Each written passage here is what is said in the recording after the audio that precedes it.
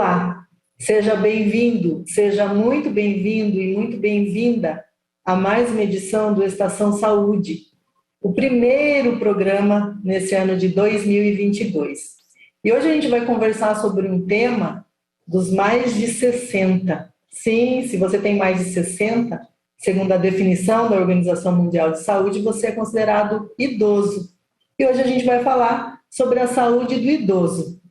Mas esse tema não vale só para quem já passou dos 60. Vale também para você, que se for como eu, já está chegando lá, e também para você que ainda pode estar na juventude, ainda tem um longo caminho para envelhecer. Porque, na verdade, o que todo mundo quer é envelhecer com saúde e com qualidade.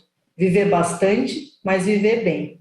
E para nos guiar nessa viagem, a gente vai ter um especialista nesse assunto que vai dar algumas dicas, orientações, também deixar alguns alertas aí para que a gente possa então ter essa boa qualidade ou essa qualidade quando a gente chegar na terceira idade, na melhor idade, na fase adulta, na fase do envelhecimento, na fase idosa. Doutor, muito obrigada pelo seu sim, seu pronto sim. O especialista que vai conversar com a gente é o médico geriatra Luiz Gustavo Langoni Mariotti. Ele já trabalha há um tempo nessa especialidade, a geriatria. Então, doutor, para começar, além de te agradecer, eu gostaria de pedir para que o senhor explicasse um pouquinho, né? O que é que faz um médico geriatra? De quem que o senhor cuida, doutor? Olá, Adriana. Olá a todos os amigos e amigas que nos acompanham. É um prazer, uma honra estar aqui com vocês. Pois é, Adriana, essa é uma pergunta muito interessante que muitas das pessoas talvez ainda não conheçam o que faz o médico geriatra, né? O geriatra é um profissional, um médico, né, que cuida de pessoas idosas, mas também aqueles que estão abaixo dos 60 anos, né? Como você bem disse, aqui no Brasil, por uma questão socioeconômica, a Organização Mundial da Saúde define que para os países subdesenvolvidos, o idoso é aquele que tem idade igual ou maior que 60 anos. E nos países desenvolvidos, são aquelas pessoas que têm idade superior ou igual a 65 anos. Então, o intuito do médico geriatra, Adriana, é justamente auxiliar as pessoas idosas e seus familiares no oferecimento de cuidados preventivos, cuidados diagnósticos, de reabilitação e de tratamento de condições de saúde, sejam elas agudas ou crônicas, incluindo muitas das vezes a assistência ao final da vida. Então, isso significa, na verdade, que o foco do geriatra é identificar possíveis agravos relacionados a algumas dimensões do ser humano, seja a dimensão cognitiva, a dimensão ambiental, do humor, do emocional, dos aspectos físicos, do suporte social que essa pessoa idosa tem, os seus aspectos econômicos e também a dimensão espiritual. Né? E nessa avaliação a gente tenta identificar se existem problemas que afetam negativamente ou que influenciam, né, para que esse processo do envelhecimento seja afetado ou esteja afetado na medida em que a capacidade cognitiva, a capacidade funcional, emocional, social e espiritual possam estar comprometidos. Então, a atuação do médico geriatra é eminentemente multiprofissional, ou seja, o médico geriatra está em constante trabalho em conjunto, dialogando com outros profissionais da saúde que também lidam com o idoso, seja o enfermeiro, o assistente social, o terapeuta ocupacional, o fisioterapeuta, o dentista, o fonoaudiólogo, dentre outros. Isso é muito importante, né, esse aspecto também multiprofissional, porque mesmo com a Covid, essa mudança que teve, né, no número de óbitos, muitos idosos acabaram perdendo a vida nessa pandemia que a gente está vivendo, a estimativa de vida do brasileiro, ela continua numa crescente, né? Nos dados de 2020, por exemplo, do último censo que a gente teve, apontavam que o brasileiro vivia em média 76,8 anos. Então, dos 60 anos até quase 77, e muitos vivem mais que isso também, né? É uma faixa grande de vida. E como eu falei lá no começo, é uma fase que hoje, pelos avanços da medicina, também já pode ser vivida com mais qualidade, né, doutor? Com menos restrições, com menos dores, sofrimentos. É correto dizer que essa tendência de buscar a qualidade de vida, ela também vai crescer, ela também vai acompanhar essa linha à medida que a gente for vivendo mais? Adriana, essa é uma boa questão, né? O fato, infelizmente, da população mundial estar envelhecendo, vivendo mais, né, chegando aos 90, 100 anos de idade, ultrapassando essa faixa etária, infelizmente, não significa que a qualidade de vida desses idosos estão melhorando quando nós estamos falando da população global. Ainda a gente não tem estudo científico robusto que comprove que maior longevidade está associado com maior qualidade de vida. Na verdade, a gente tem uma grande desigualdade entre os países no mundo em relação à prevalência, por exemplo, de doenças crônicas, em relação à própria expectativa de vida, à acessibilidade dos idosos aos serviços de saúde, bem como também as condições socioeconômicas e de suporte social que esse idoso está sujeito, né? Existe uma questão também que geralmente as mulheres ainda tendem a viver mais do que os homens por alguns motivos, né? E em relação ao que você trouxe também sobre, quando você introduziu a sua pergunta, sobre a questão da perspectiva do envelhecimento da população, eu queria só trazer alguns dados que eu acho que é bem interessante, porque realmente a população vem envelhecendo muito rápido nas últimas décadas. Por exemplo, entre os anos 2000 e 2050, né, a proporção da população mundial de 60 anos ou mais, se espera que ela vai sair de cerca de 11%, dados de 2000, para 22% da população em 2050. Isso significa que, em números absolutos, a gente vai ter em torno aí, ou a gente tinha em torno de 900 milhões de idosos em 2015, quase 1 bilhão, portanto, e em 2030 agora, daqui a 8 anos, a gente tem uma estimativa de 1,4 bilhões de idosos. E sendo que para 2050 esse número pode chegar a 2,1 bi.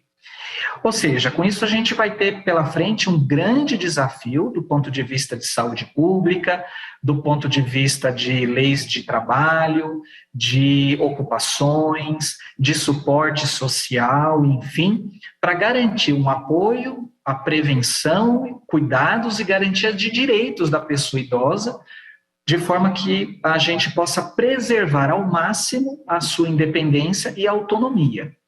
Também não é por acaso, viu, Adriana, complementando a sua pergunta, é que essa década que nós estamos, né, de 2021 a 2030, é a chamada década do envelhecimento saudável. Trata-se de uma proposta da Organização Mundial da Saúde já há alguns anos atrás, como uma iniciativa, né, para que nessa década que nós estamos, nós possamos dar passos mais acelerados em relação a alguns objetivos. Né? Dentre eles, eu vou destacar 4 para vocês aqui, que eu acho que é importante. Primeiro, mudar a forma como pensamos, como sentimos e como agimos em relação à idade e ao envelhecimento. Porque ainda se tem muitas crenças disfuncionais de achar que a pessoa idosa, conforme vai envelhecendo e de acordo com os seus problemas de saúde, alterações de memória, etc., quase que é uma criança, e não é verdade isso, não é? A questão dos direitos, do respeito à pessoa idosa, de valorizar, né, as suas vontades, os seus desejos, sua preferência por onde morar, como morar. Então, isso é um desafio que a gente vivencia na nossa prática. O segundo objetivo dessa proposta também é garantir que as comunidades promovam as capacidades das pessoas idosas, promovendo maior integração, uma adoção de novas tecnologias, de maiores recursos. O terceiro aspecto é entregar serviços integrados. E nada melhor do que o serviço de atenção primária, que está mais perto da população, que está mais perto dessa pessoa, que busca o posto de saúde quando necessita, né?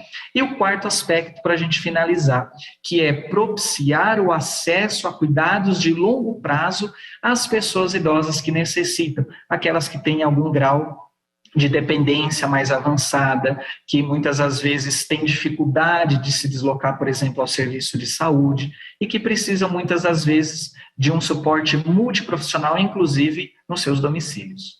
Doutor, o senhor falou aí, né, dessas metas, desse programa, né, de envelhecimento saudável, e é curioso, porque quando eu fui me preparar para essa entrevista, para a nossa conversa, então eu comecei a digitar, assim, na internet, assim, saúde do idoso, né? E a primeira coisa e muitas, né, coisas que apareceram, quase todos os acessos me levavam a principais doenças dos idosos, né? Quer dizer, toda essa outra questão que o senhor já colocou lá atrás, né? A espiritual, a social, a do trabalho, a de quem é esse idoso, né? Porque ele não é só uma pessoa que tem um corpo mais envelhecido pela vida, né? Porque que é o sonho de todos nós, né? Só não fica velho quem morre novo, né? Então, todas essas outras questões que o senhor já trouxe, eu tive que vasculhar, viu, na internet, porque tudo me remetia às doenças. E essa questão do acesso, das próprias políticas públicas, esse olhar para essa clientela, que se a gente fizer uma avaliação assim, no nosso meio mesmo, quantas pessoas de 60, de 70 anos a gente hoje diz que são jovens, né? Não parecem idosos, não vivem como aqueles idosos de antigamente. Então, a sociedade ela vai ter mesmo que olhar para isso, e com esse olhar multiprofissional, multidimensional e também balizado pelas políticas públicas, né? Agora, aqui em Botucatu, a situação dos idosos, o senhor tem algum panorama, o senhor trabalha com isso já há algum tempo, tem alguma pesquisa de como vivem os idosos aqui em Botucatu? Pela sua prática de consultório, o senhor poderia dizer, aqui em Botucatu até que a gente está bem, é um processo que está caminhando legal? Ou não, né? Olha, Adriana, eu não tenho dados oficiais em termos de percentagem da população idosa e outros dados nesse momento. Mas o que a gente percebe é que Botucatu é uma cidade privilegiada, né? Seja pelo atendimento à saúde básica, seja pela Unesp, seja pelo número de médicos, de profissionais da saúde como um todo que a cidade disponibiliza. Eu acredito que essa acessibilidade aos profissionais de saúde, em comparação com outros municípios da região, Botucatu sai na frente, né? Isso é uma bênção, isso é uma coisa para a gente levar muito em consideração. Mas claro que assim como em todo município, como em todo estado e no país como um todo, a gente tem grandes desafios daqui para frente, viu, Adriana? Primeiro é que a gente tem que pensar que para o envelhecimento ser bem sucedido, né, a gente tem que imaginar que esse processo ele começa lá na infância. Então, é importante que a gente possa garantir uma escola de qualidade, uma segurança alimentar de qualidade, uma promoção de saúde e bem-estar ao longo de todas as décadas da vida do indivíduo. Então, o combate à pobreza é extremamente importante, uma educação de qualidade, a busca, né, pelos direitos da equidade de gênero, garantir à população boas condições de trabalho, incluindo a população idosa, porque cada vez mais o idoso tem se inserido no mercado de trabalho, em algumas atividades, isso tem trabalhos, inclusive, né, se você vai na mídia, se você vê reportagens, isso tem sido algo, graças a Deus, relativamente frequente. Nós temos que pensar mudanças na questão de infraestrutura, garantindo maior acessibilidade, segurança, né, nas calçadas, nos acessos às lojas, aos ambientes públicos, isso é extremamente importante, fazer com que aquela pessoa, mesmo que seja portadora de alguma deficiência, ela possa se sentir segura e que ela consiga fazer o ir e vir da melhor forma possível. Então, para isso é importante que a gente invista em segurança, em tecnologia e que a gente possa ter a aplicação mesmo das políticas públicas voltadas para o idoso de uma maneira mais efetiva. Agora, a gente está falando aí da parte macro, né? Nós estamos falando desse olhar, dessa visão de gerenciamento, de gestão, de perspectiva. Mas também tem as coisas do micro, do dia a dia, meio da prática, né? Porque, me corrija se eu estiver errado, parece que o geriatra, né, o senhor e os seus colegas nessa especialidade, vocês fazem meio um acerto da vida da pessoa quando, né, ela procura já lá na faixa dos 50, 60 anos, que estão mais antenados, assim, ou se não, mais tardiamente. Então, tudo que a gente fez ao longo da vida vai se refletir, é óbvio, nesse momento vocês vão ter que pagar essa conta, ajudar a pessoa a pagar essa conta aí. Como que essa conta pode ser mais equilibrada, então, na prática? Que conselhos que o senhor daria, por exemplo? A partir de que idade que a gente deve procurar atendimento médico? Bom, veja só, olha, se a gente imaginar em relação aos principais problemas de saúde ou condições de saúde mais prevalentes nos idosos atualmente, que eles enfrentam, são as chamadas condições crônicas não transmissíveis. Vamos dar alguns exemplos. O diabetes, a hipertensão, os quadros de demência, como, por exemplo, a doença de Alzheimer, doença coronariana, a insuficiência cardíaca, as doenças pulmonares, né? Por exemplo, a doença pulmonar obstrutiva crônica, muito relacionada à questão do tabagismo, a doença renal crônica, que geralmente tem o diabetes ou a hipertensão como principais causas, as doenças cerebrovasculares, no caso, o acidente vascular cerebral, o câncer, né? As alterações da acuidade visual, da acuidade auditiva, a osteoporose, a artrose. Então, diante desse cenário e considerando que as principais causas de morte nos idosos são, em primeiro lugar, doenças cardiovasculares, infarto, AVC, né? Segundo, neoplasias, que são os cânceres. E terceiro, as doenças respiratórias, a gente já tem mais ou menos um cenário para a gente imaginar quais são as formas de prevenção, o que a gente tem que estar atento para garantir melhor saúde. Então, veja, todas essas condições têm uma coisa em comum, que a gente poderia dizer, que é o processo de inflamação, que muitas das vezes, nas pessoas mais idosas, a gente identifica isso. Quer dizer, todas essas doenças cursam com algum tipo de inflamação. A gente tem marcadores biológicos que a gente observa que essas condições de saúde estão associadas a esse processo de inflamação, né? Então, por exemplo, a pessoa que tem diabetes, que é obesa, né, que não se alimenta bem, né, que não controla adequadamente os níveis de açúcar no sangue, a hipertensão, essas pessoas ao longo que têm um colesterol alto, não é? Essas pessoas que estão acima do peso, essas pessoas têm maior risco, né, de terem essas doenças cerebrovasculares, doenças cardíacas ou cânceres, por exemplo. Então, o mais interessante é que todas essas condições dependem muito menos de genética e depende muito mais dos nossos hábitos de vida. Então, as recomendações são que as pessoas pratiquem atividade física, né, combatendo assim o sedentarismo. Doutor Luiz, mas eu tenho 75 anos, a minha mãe, ou minha irmã, enfim, meu pai tem 70, 80 anos. Mesmo assim, né, com idade mais avançada, vale a pena fazer atividade física? Sim, vale a pena, é importante, né? Mesmo nos mais idosos, muito idosos, mais longevos, essa população se beneficia, sim, da atividade física, reduzindo riscos, reduzindo quedas, risco de doenças cardiovasculares, e menos queda, por exemplo, né? Maior disposição, menos depressão. Outro aspecto, segundo aspecto, evitar o fumo e a ingestão abusiva de bebidas alcoólicas. Terceiro ponto é a alimentação saudável, alimentar-se bem. Não é à toa que muitos de nós conhecemos a chamada dieta do Mediterrâneo, que é aquela dieta onde a ingestão de proteínas, de verduras, de frutas, de leguminosas, de azeite, né? Evitando alimentos como fast food, alimentos gordurosos, frituras, gorduras insaturadas. Então, essa é uma forma da gente se alimentar adequadamente. 4, manter-se ativo mentalmente, Adriana. É importante que a gente possa ter a capacidade de fazer leitura, de estar desenvolvendo habilidades com jardinagem, né, com trabalhos manuais. Isso é muito importante. Importante também é relacionar-se com pessoas, né? Muitos estudos mostram para a gente que o fato, quanto mais amigos você tem, quanto mais amizades, quanto mais relações fortes, relações duráveis, relações onde você mantém um apoio, isso é importante para garantir maior longevidade. O sexto aspecto que eu destacaria, Adriana, é cuidar das emoções. A depressão e a ansiedade são condições de saúde que, de alguma forma, ameaçam, né, a saúde do indivíduo, não só a saúde mental. Mas a ansiedade e a depressão, inclusive, são fatores de risco para doenças cardiovasculares.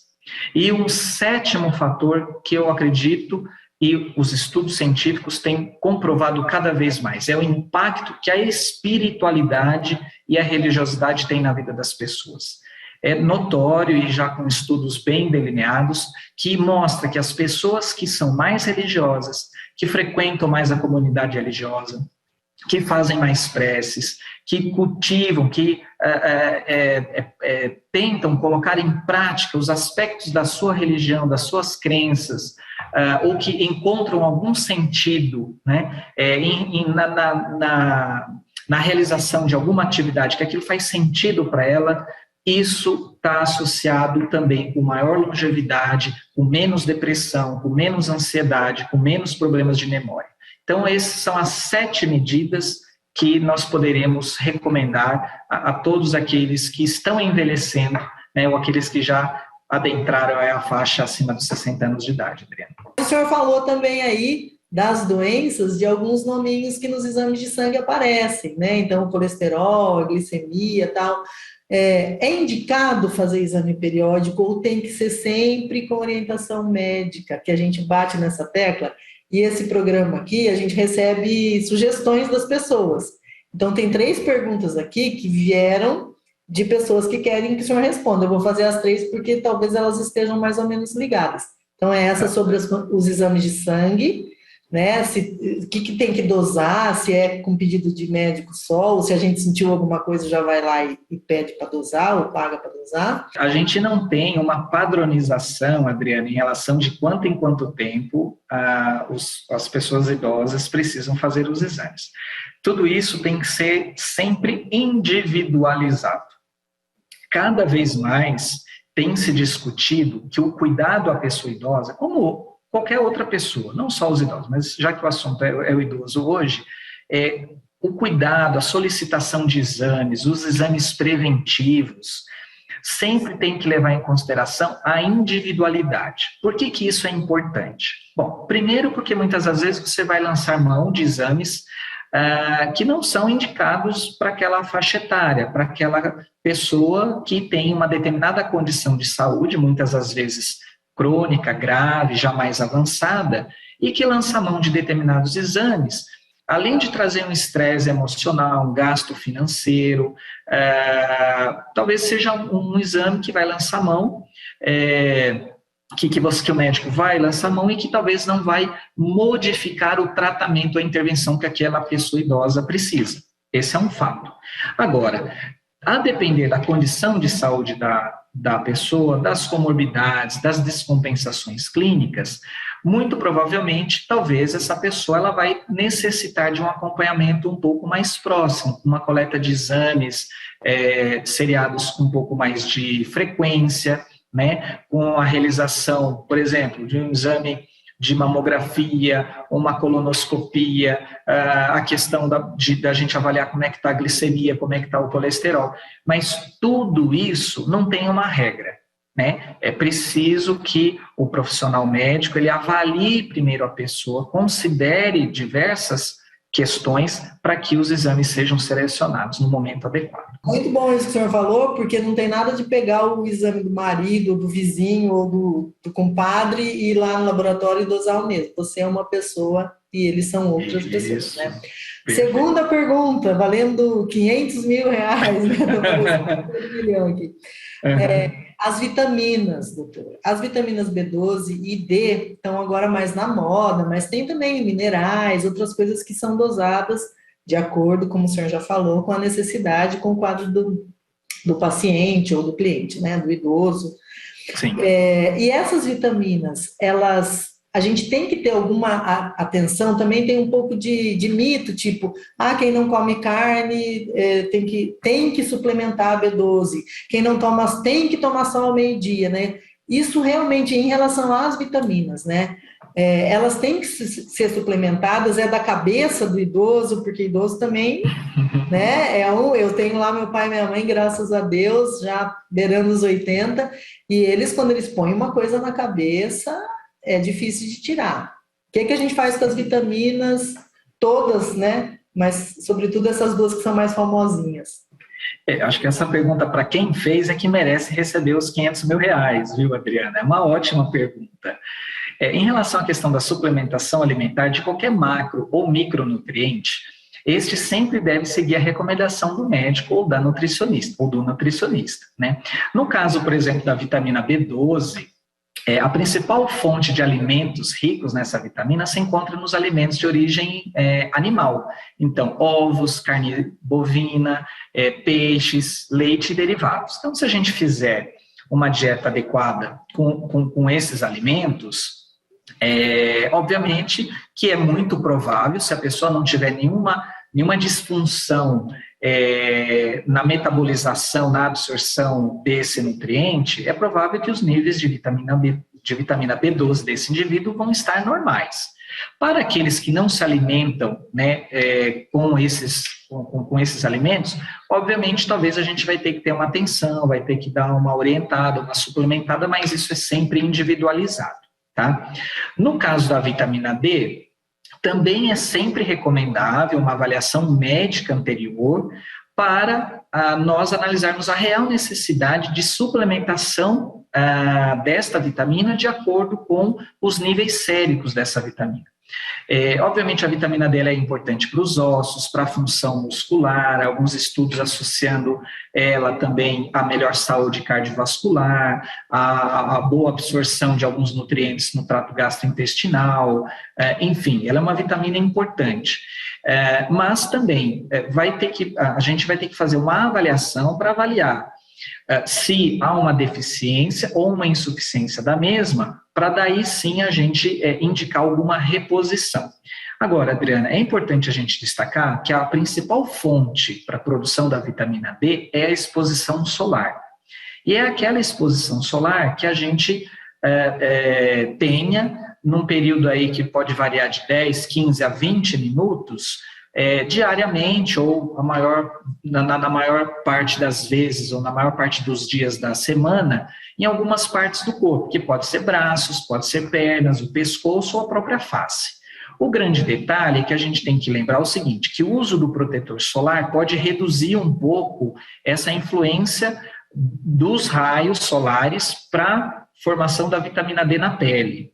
Então, a gente, obviamente, precisa ter a exposição solar de uma maneira prudente, de uma maneira adequada, né? Nos horários preferencialmente abaixo das 10, em um horário abaixo das 10 horas da manhã, né? E também acima das 16 horas, onde o sol está mais ameno.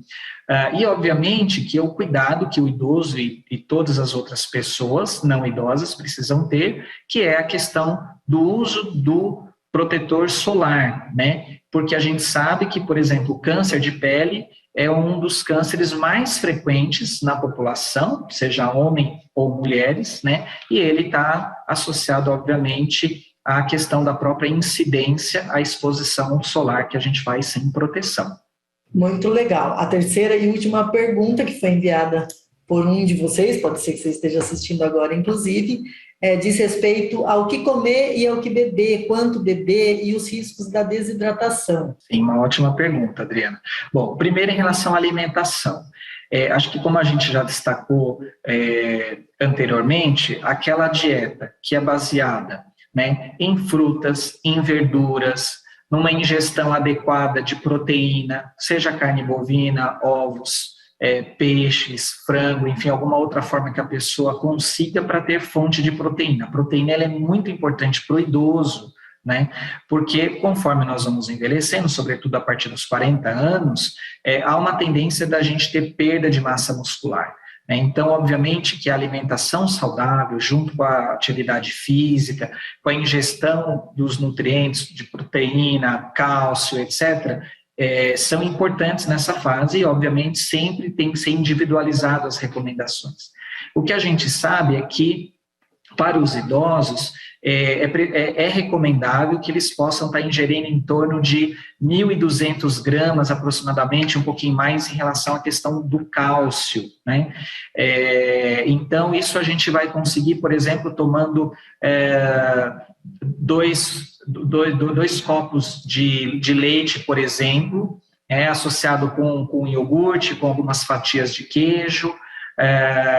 Quando há necessidade de uma suplementação de cálcio, o médico vai acabar orientando, se for necessário, e também, de acordo com os níveis de vitamina D, pode ser que a pessoa precise de alguma suplementação nesse sentido. Tá?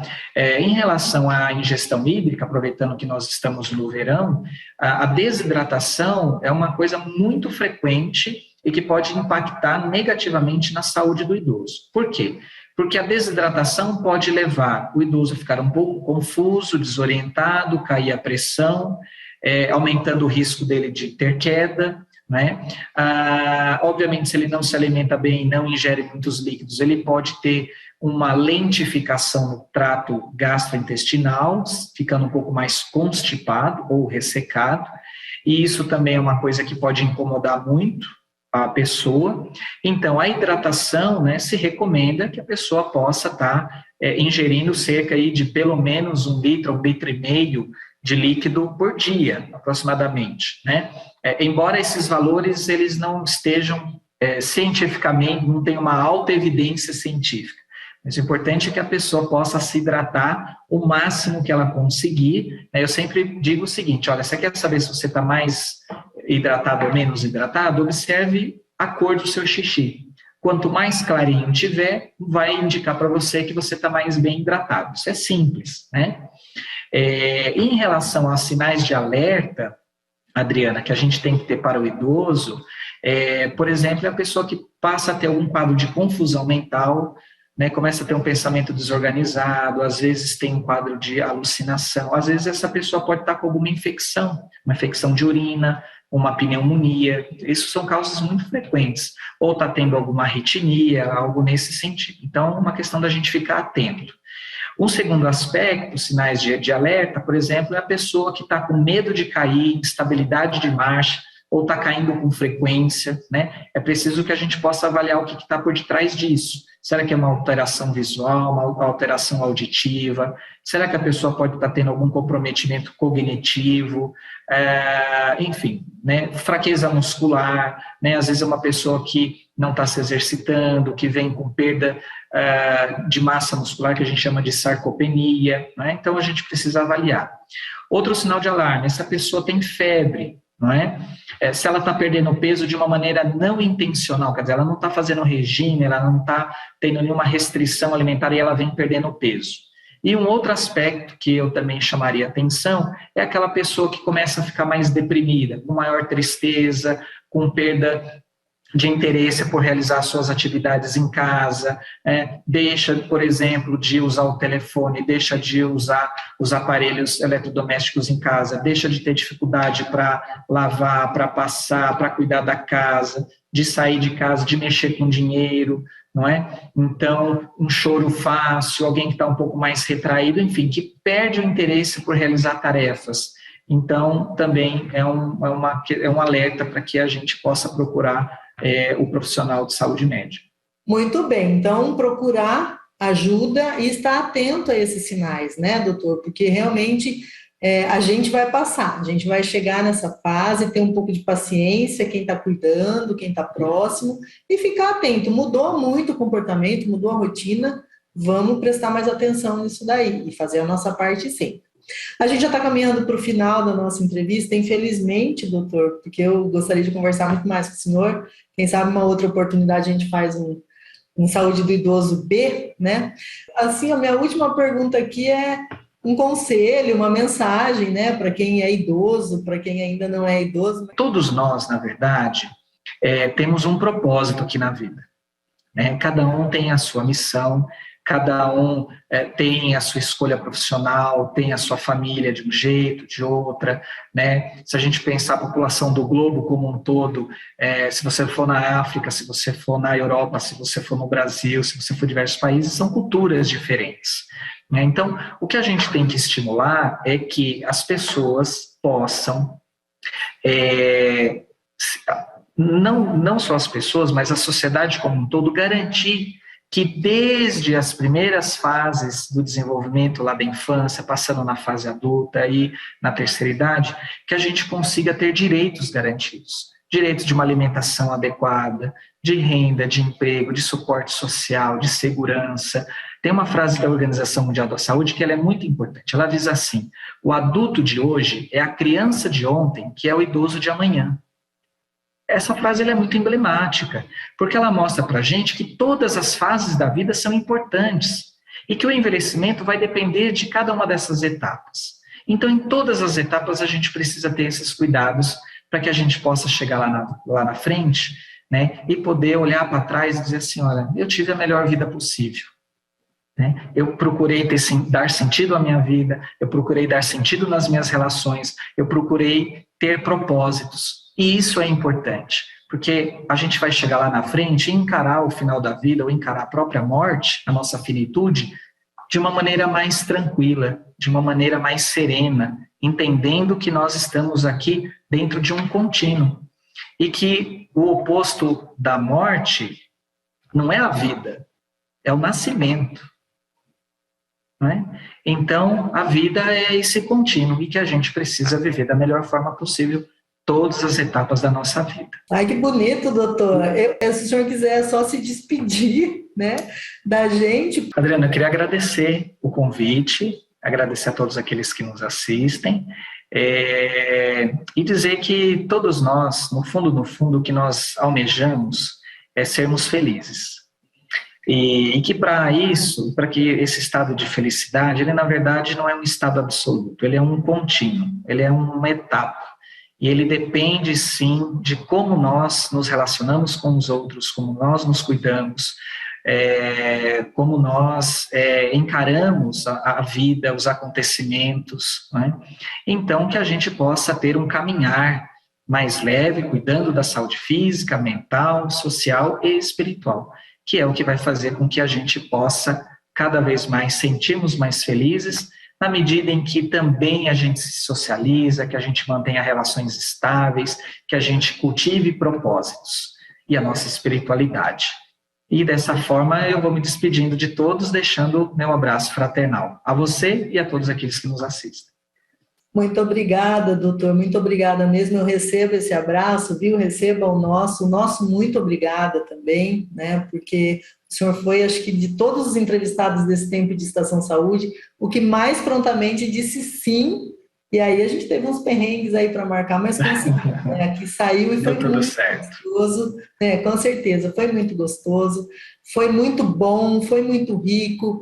Essa é uma entrevista para a gente assistir, e assistir de novo, e assistir, mostrar para outras pessoas, assistir com pessoas mais velhas, com pessoas mais jovens, e colocar em prática isso que o doutor estava falando. Então, hoje, quem nos conduziu nessa viagem foi o médico geriatra Luiz Gustavo Langoni Mariotti, e ele nos deu aqui informações importantes para a gente conseguir, um pouco, né, de alguma forma, chegar àquilo que a gente quer na vida adulta, na vida mais velha, na terceira fase aí da vida, né, no envelhecimento, com saúde, com qualidade, com sentido de vida também. E assim a gente termina essa Estação Saúde. O próximo, a gente ainda não tem tema, você já sabe, né, a gente nunca sabe para que destino a gente vai. Então escreve para a gente, manda a sua sugestão, que pode ser que na próxima vez a gente se encontre e se dirija para o caminho que você escolher. A gente se vê. Até lá.